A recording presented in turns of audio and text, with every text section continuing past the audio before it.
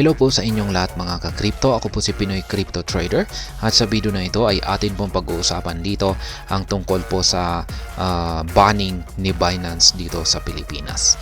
Kasi sa mga hindi po nakakaalam ay naglabas po ng isang warning o babala ang Philippine Securities and Exchange Commission dito kay Binance na ipapasara po nila or ibablock po nila ang kanilang website. Yan dito sa paparating na ilang buwan, 3 months na lamang po yung kanilang binigay na palugit para yung mga users, mga Filipino users, mga Pinoy na gumagamit kay Binance ay malipat po nila yung laman ng kanilang mga funds or yung funds po nila kay Binance sa ibang mga exchanges or mga wallets. Kaya ayan, pero nagbigay naman daw po ng extension muli or delay ang Philippine Securities and Exchange Commission or ang Philippine SEC. Ayan, para bigyan pa ng mas mahabang oras hindi lamang yung mga users ni Binance na ilipat yung kanilang mga funds at syempre itong si Binance na makipag-usap or makipag-coordinate dito sa Philippine SEC para malamang ay baka magawa nila itong ayusin.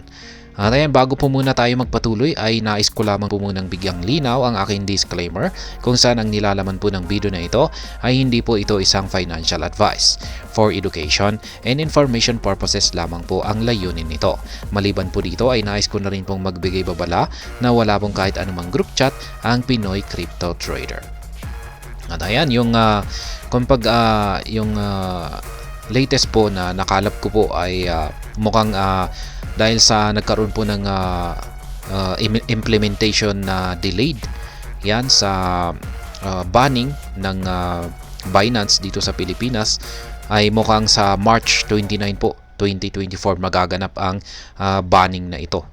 Ayan, kasi sa nakalipas na mga inilabas kong videos ay posibleng pong sa February 29, yan, 2024. At mukhang binigyan po sila ng delayed at yan, mukhang hanggang March 29 pa.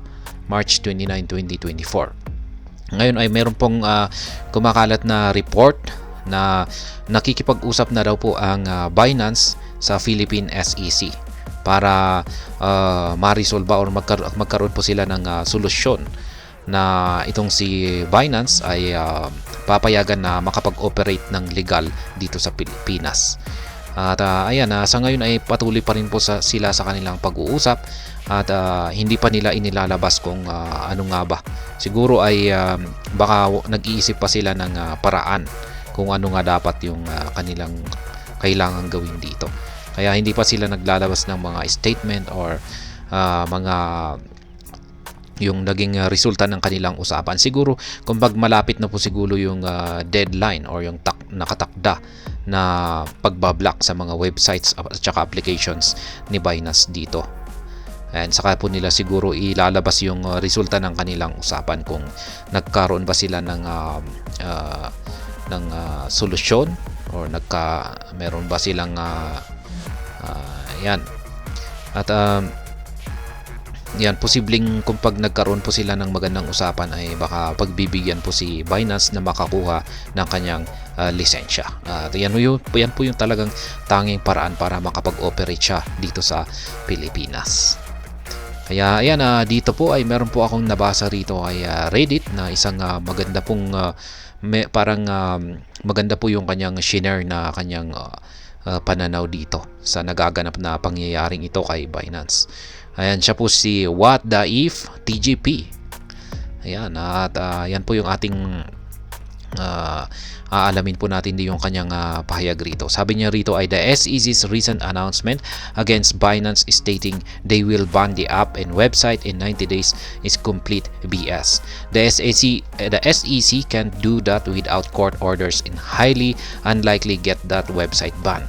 What's legit is that they are taking action against the ones promoting the platform. Kaya yan po yung kanyang magandang pananaw dito na ayan, wala raw pong kakayahan ang SEC na i-ban ang mga applications at saka website ni Binance. Kasi na-content na rin po natin ito. Meron pong isang abogado ang nakapagsabi na wala pong kakayahan ang SEC na i-ban ang website at saka mga applications ni Binance or i-block yung kanilang mga website at saka applications. Ito daw sapagkat ito daw po ay nangangailangan ng court orders. Kailangan pong dumaan ito sa korte bago nila magawa ito at tatagal po yan. Yan, aabutin po yan ng siguro baka aabot po yan ng ilang taon. Yan, hindi natin alam. At kaya yan po ang sabi niya rito na hindi po basta-basta mabablock ng Philippine SEC ang mga website at saka application ni Binance. At yan, ito po pa yung kanyang karagdagang opinion dito. Being the US puppy dog in the US initiatives to demonize Binance, so people will switch to platform run from the US once regulatory issues have been taken care of.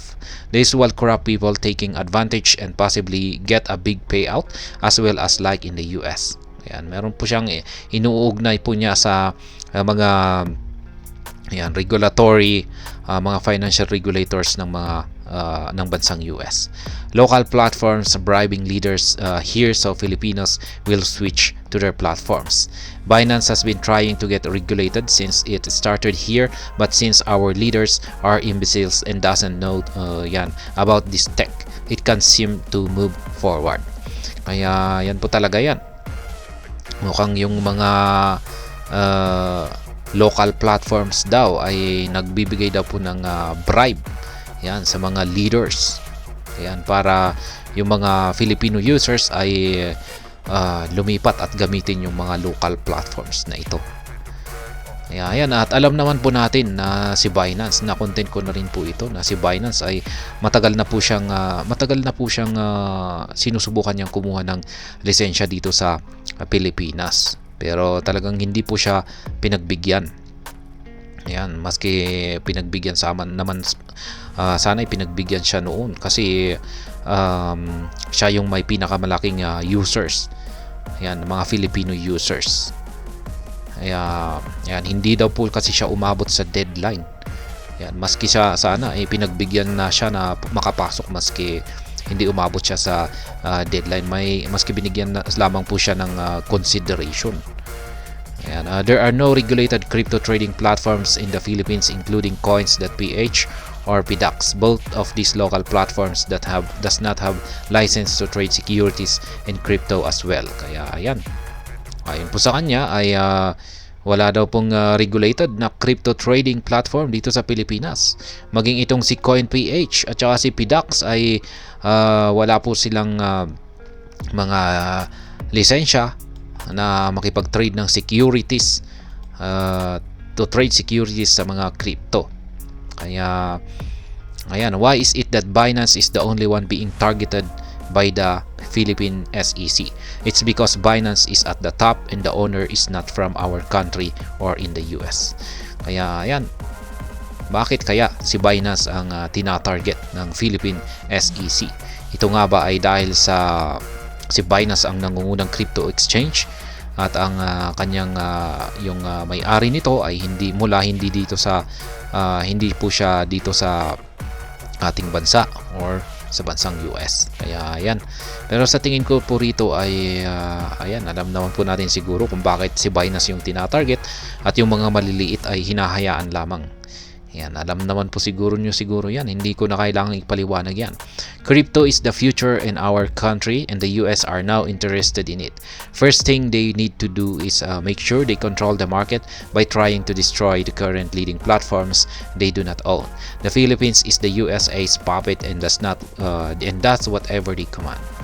Kaya yan, final note, I'm not forcing anyone to stay.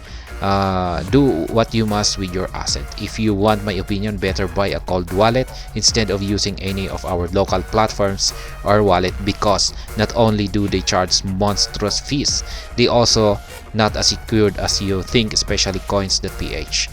Most of these local wallets can also freeze your accounts in the event they are the ones who get targeted next. Kaya yan, totoo po yan yung sinabi niya rito. Ayan, na mas maganda po talaga na ilagay po natin yung ating mga assets sa mga cold wallet kumpara sa ilalagay po natin sa mga local platforms na ito or mga wallets. Kasi yan na nga, marami na rin akong nababasa ng mga comments na talagang yung pinaka hindi maganda sa mga local platforms or wallets ay sila po ay naniningil ng mataas na transaction fee. Yan, at syempre hindi na rin po sila secured. Yan, syempre madaling ma-hack yan.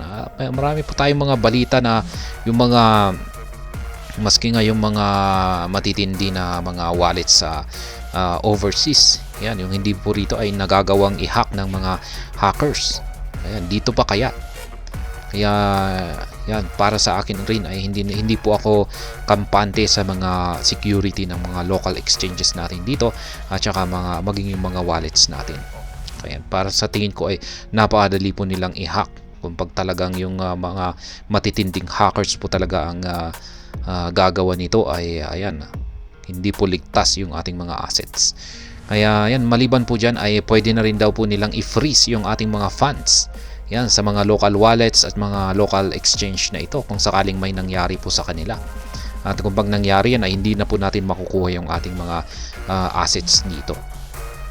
Kaya yan, tama po yan. Yan po talaga kung pag ganyan po talaga yung mangyayari kung pag yan, pagdating sa mga hindi gaanong may dahilan po kasi kung bakit nangunguna itong si Binance. Yan, merong dahilan yan. Hindi siya mangunguna bilang isang crypto exchange sa buong mundo kung hindi maganda yung kanyang mga features, kung hindi matindi yung kanyang security, kung hindi maganda yung kanyang interface, platform, at saka yung yan, lahat-lahat ng mga aspeto ng pagiging isang crypto exchange.